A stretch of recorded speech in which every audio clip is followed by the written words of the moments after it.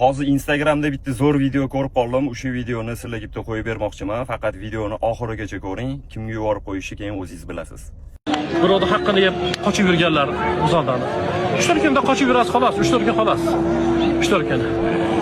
O'sha qatta bo'lsangiz ham Rossiyaga qochib ketganmisiz, qatta bo'lsangiz ham Alloh taoloda Azroil alayhissalom degan farishtasi bor, yetib borasiz zotiga. Joningizni shular sug'urib oladiki, 150 yil chirigan xudodan so'rgandan battar oladi.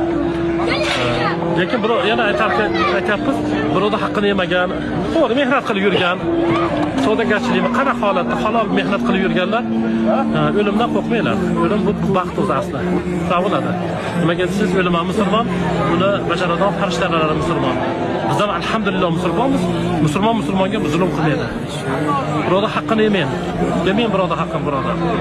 Mani taniyotgan bo'lsangiz, bitta kapital bozorda bittangiz bor, taxta ko'prikda bittangiz bor, ana bitta saddada ko'kalar bor, kombinatda bolalar. Hamma ko'ryapti, mintadan ko'rdi. Taxta ko'prikda bittasi bor. $900 haqqim bor. Ko'rib turgan bo'lsalar beringlar. Yo'q, gap beringlar bas. Shuna bir ilojini qilinglarki, o'lmanglar og'a. O'lmanglar. O'lsalaringiz, o'lim va o'limdan keyingi hayotida juda qattiq, qo'rqinchli narsalar kutyapti sizni. Ilojini qilib o'lmanglar, ilojini qilib. To'xtat.